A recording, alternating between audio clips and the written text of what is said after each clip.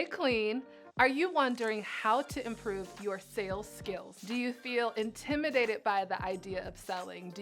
Are you terrified? Do you feel like it's manipulative or masculine and you're trying to figure out how do I get better? What do I do? What do I do? In the name of God, you've got to tell me. If so, stay until the end of this video because I'll be sharing with you my process to help you improve your sales skill set so you can be successful in landing more clients.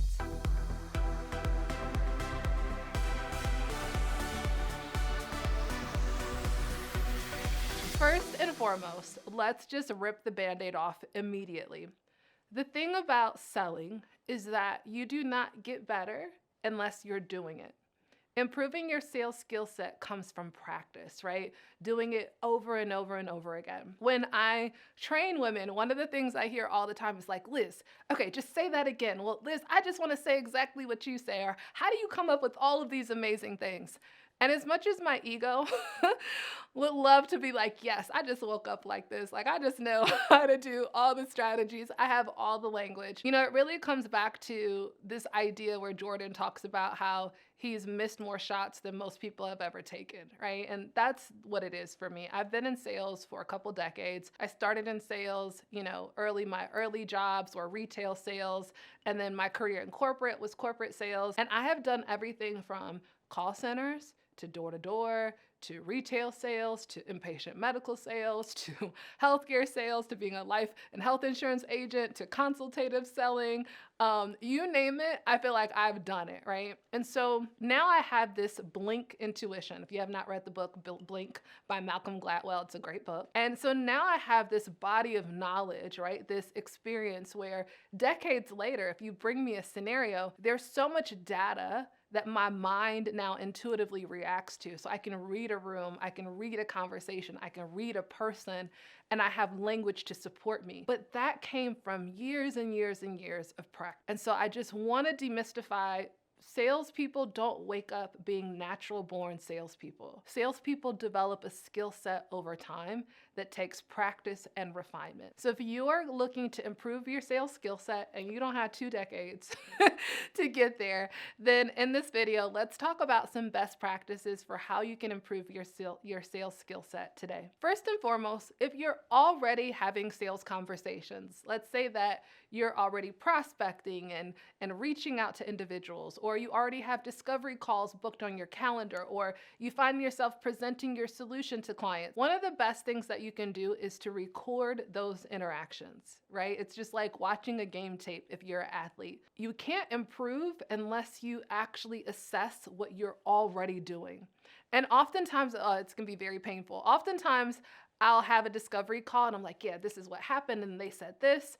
And then I'll listen to the recording and I'm like, oh my gosh, I was not listening. I was talking over them at this point. I missed the cues. And so there's a lot that will be eliminated when you just record the calls and listen back. So even if you don't have a sales coach or mentor or trainer, if you just record your discovery conversations or proposal calls and listen back to them to see, was I actively listening? Did I miss what they said?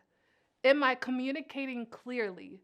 Did I miss an opportunity? That alone will help you improve your sales skill set. The wonderful thing about these days in the digital age is that most people are having conversations via platforms like Zoom. So all you have to do is set up the settings for Zoom and just let the prospect know, I'm just recording this information for my own insight so that if I miss anything, I can review the conversation, but that I won't share this publicly. And most people, as long as they know that this isn't something you're gonna post on a YouTube or social media, and this is for internal purposes, most people are okay with recording that, right? So one, make sure you're recording those sales conversations. If you're not having a lot of sales conversations, you might be thinking, oh my gosh, I'm not having enough to record. What can I do?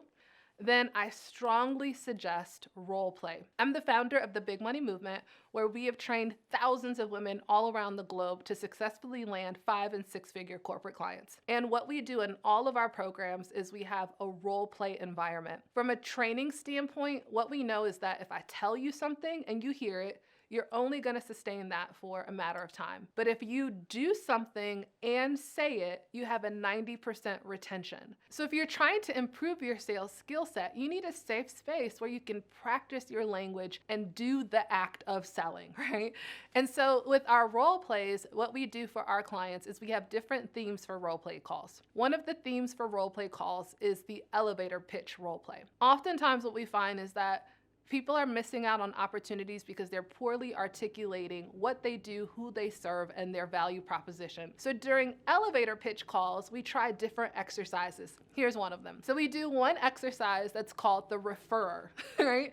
And so there's 3 people involved in this referrer role play exercise. The first person, we create this environment to say, like, these first 2 people, let's say they're meeting at a networking event. And so the first person is the seller.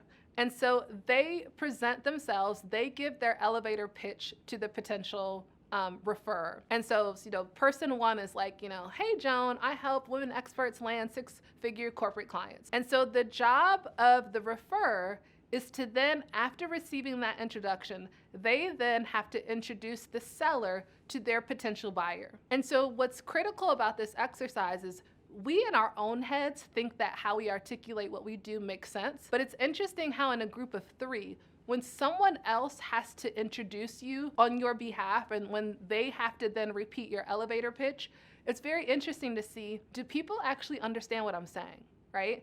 And that's a powerful exercise because we know that referred leads close 4 times faster. So oftentimes that's what's happening in the real world, right? It's not you always introducing yourself to your potential buyers. It's other people in your network who are in rooms and they're like, oh, wait, have you met Jane Doe? She does such and such. And we want to make sure, does your network really know how to refer you appropriately?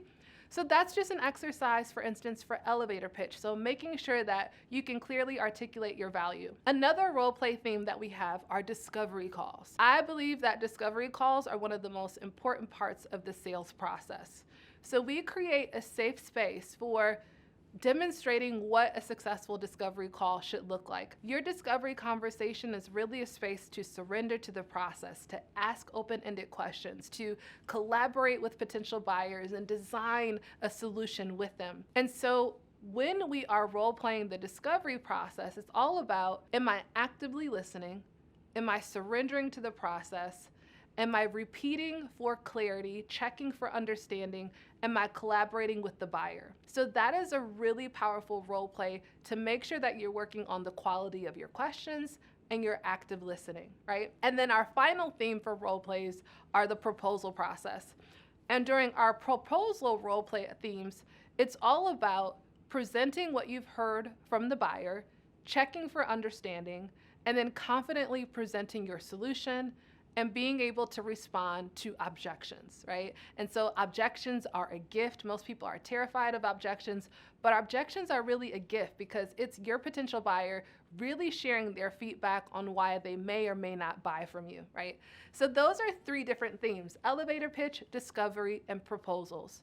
Think about how you can create a safe space for yourself. Maybe you have peers that you mastermind with or you network with that you guys can jump on a Zoom call together. You can say, hey, I'm going to talk about my elevator pitch. What do you hear? Or can we role play and you be my potential buyer and I, ask you questions and we just get it out together. Practice makes permanent. And the last thing you want to do, I just cannot underscore this enough, you do not want to practice on your prospects. You don't want the first time that you're practicing a discovery call to be with an executive from a major organization that you're looking to partner with. Practice in a safe space. Whenever we start our role play calls, we set an intention. The intention is that this is an experiment. It's not about having perfect language and, crossing your T's and dotting your I's. It's taking massive and perfect action. It's a safe space to know that it's not about perfection. It's about practicing language, rolling up your sleeves, skinning your knees a little bit, trying this and saying, oh, I don't like how that lands. But it's just one big experiment. And oftentimes, if you're someone like me where you're known as someone who's an expert for the thing that you do, it can be really intimidating to realize I'm an expert over here, but I'm a novice over here. Most of the women that I serve are practitioners, right? They are subject matter experts at the service that they deliver, but they are novices at sales, right? Like they are like, I don't know anything about this sales process. And they need a safe space to bloom where they're planted, right? And to just be okay with not having mastery of the sales process, but having a safe space to practice, skin their knees, try different language, see how things land, and improve over time. And at the end of the day, that is the only way to improve at sales. Practice, practice, practice, practice. Get out there and sell. Listen to yourself. Try different things, and you will improve over time. Failure is, it's just feedback.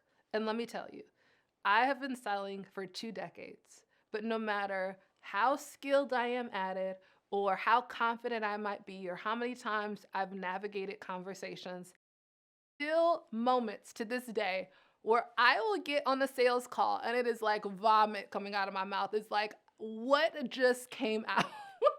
What just came out of my mouth? Like we all have those conversations where you just feel like mouth and my brain are not aligned. They are not on the same page. And that's okay, right? You might bomb a sales conversation. Sometimes things may come out of your mouth and you just can't make up for it. You're like, oh, all right, well, there goes that. Or there are times where the sales conversation is not perfect. Your diction, your dialogue, you may not always choose the perfect words, but guess what? You're having a conversation with another human being.